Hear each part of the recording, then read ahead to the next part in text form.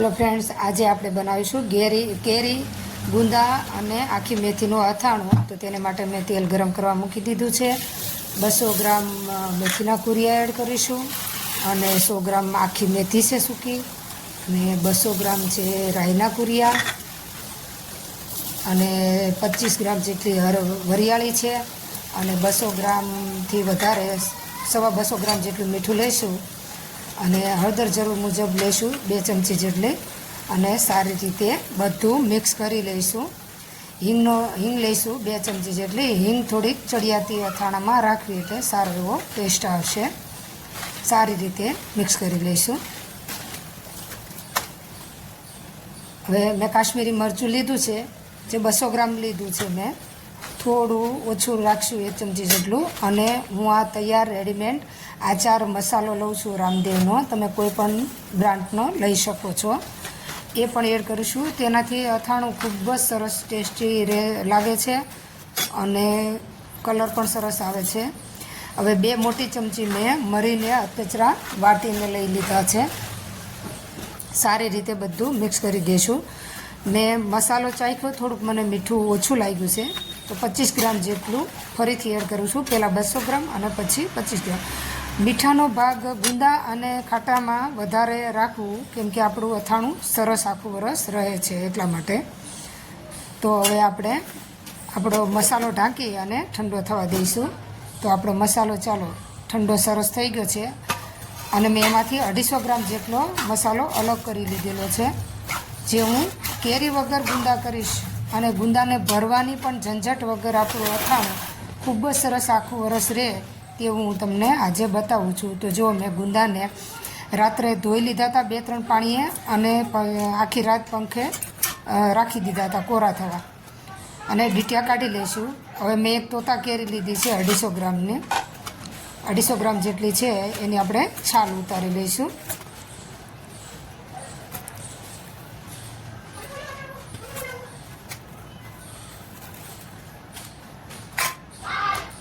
છાલ ઉતારી અને મોટી છીણની જે આવે તે લઈ અને સરસ એવી આપણે કેરીને છીણી લઈશું. તો ફ્રેન્ડ્સ, તમને મારી રેસીપી વિડીયો કેવા લાગે છે? સારા લાગે છે તો કમેન્ટ્સ કરજો, અને મારી ચેનલને લાઇક શેર કરજો, સબસ્ક્રાઈબ કરવાનું ન ભૂલતા ફ્રેન્ડ્સ, પ્લીઝ. તો હવે આપણે એક કેરીનું છીણ સરસ એવું છીણાઈ ગયું છે.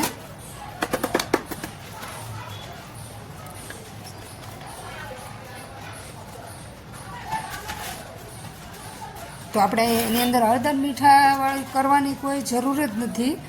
આપણે ડાયરેક્ટ આપણે જે મસાલો વઘાર્યો છે એમાં એડ કરી દઈશું,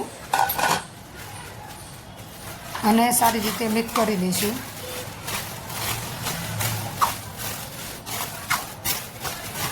હવે આપણે આ એલ્યુમિનિયમની કઢાઈ છે, એટલે હું એક સ્ટીલનું મોટું તપેલું લઈશ, કેમ કે 2 દિવસ આપણે અથાણું રાખવાનું છે. કેરીનો ભાગ આવે એટલે કઢાઈમાંથી લઈ લઈશું તપેલામાં. હવે ગુંદાને આપણે જે ડીટિયા કાઢી લીધા હતા એમાંથી આ રીતે ઠળિયા કાઢી લઈશું, અને ભરવાની ઝંઝટ વગર તમારે ગુંદાનું અથાણું ખૂબ જ સરસ થાય એવી રીતે આ 2 ફાડા હું કે ગુંદાના કરી લઈશું. જો બીજો પણ એક ગુંદો ફોડી અને તમને બતાવું છું.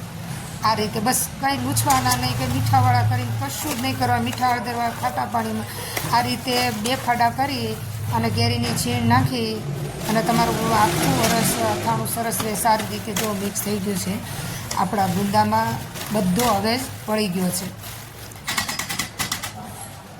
હવે એને ઢાંકી અને રહેવા દઈશું. આપણે એક રાત રહેવા દઈશું.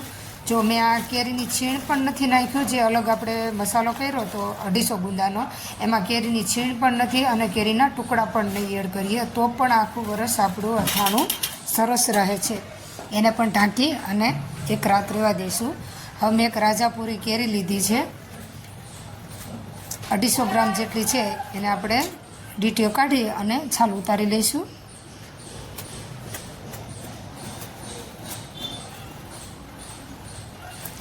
વિડીયો એન્ડ સુધી જોજો ફ્રેન્ડ્સ. હું તમને મારું ગયા વર્ષનું પણ કેરી અને કેરીના ટુકડા વગરનું હું તમને અથાણું મારું બતાવીશ. છેલ્લે સુધી વિડીયો સ્કીપ ના કરતા જોજો.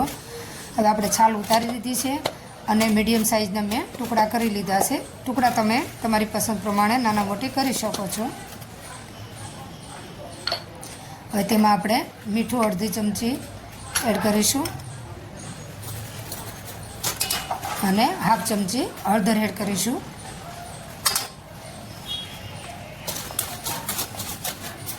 સારી રીતે મિક્સ કરી અને હું એક રાત રહેવા દઈશ ઢાંકણ ઢાંકીને. હવે જો આપણે એક રાત આપણો મસાલો ગુંદા બધું રહેવા દીધું છે. જો તેલ પણ ઘણું પણ છૂટું પડી ગયું છે અને કલર પણ કેવો એઝ ઇટ ઇઝ એકદમ લાલ સરસ ઘરનું જ મરચું છે અને પેલો મસાલો એડ કરેલો છે. જો બધા ગુંદામાં આપણો મસાલો મિક્સ થઈ ગયો છે, તમે જોઈ શકો છો. હવે આ મેં કેરીના ટુકડાને સવારે 3 કલાક કોરા કરી લીધા હતા. આવી રીતે ચાયણીમાં સાવ કોરા થઈ ગયા છે, પાણી એમાં નહોતું. પંખે નહીં રાખવાના. જો સારી રીતે મસાલામાં ગુંદામાં મિક્સ કરી અને હલાવી લેવાનું. અને એક કાચની જાર બળની મેં લીધી છે, એમાં કોરી કરીને લેવાની. એમાં બધું આપણું અથાણું રાખી દઈશું અને સારી રીતે હળવા હાથે પ્રેસ કરી અને મેં સિંગ તેલ જ લીધું છે. મસાલો વઘારવામાં પણ સિંગ તેલ લીધું છે અને અત્યારે ગરમ કરીને લઈ લીધું છે. અથાણામાં આપણે ખાટું હોય અથવા ગુંદાનું એમાં તેલ ખૂબ જ ઝાઝું રાખવું જેથી આપણું અથાણું બગડે નહીં, આખું વરસ આવું ને આવું રહે. તે માટે તેલનું કચાશ ન રાખવી. થોડું પ્રેસ કરી અને આવી રીતે 2 દિવસ હું બહાર રાખીશ અથાણું, જેથી કે આપણે મેથી એડ કરી છે, મસાલો બધો સરસ ગળી જશે અને મેથી ફૂલી જશે.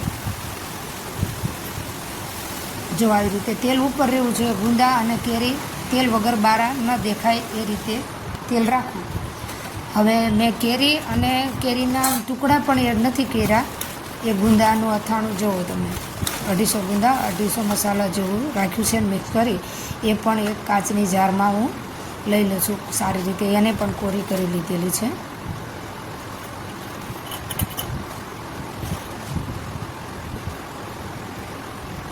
જો કેવો ગુંદામાં બધો મસાલો કેવો ભરાઈ જશે, આપણે ભરવાની પણ ઝંઝટ ના રહે. સારી રીતે આને પણ પ્રેસ કરી અને એમાં ગરમ કરેલું તેલ એડ કરીશું. જરૂર મુજબ એડ કરીશું, ઉપર રહે એટલું તેલ નાખવાનું.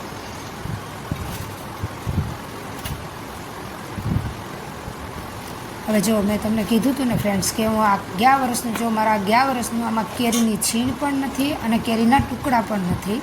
તો પણ જો કલર અને મેથી પણ આપણે કેવી તમને નજીકથી બતાવી રહી છું. જો મેથી પણ કેવી સરસ ફૂલી ગઈ છે. આ જ મેથડથી મેં ગયા વર્ષે બનાવેલું છે. આટલું રહ્યું છે.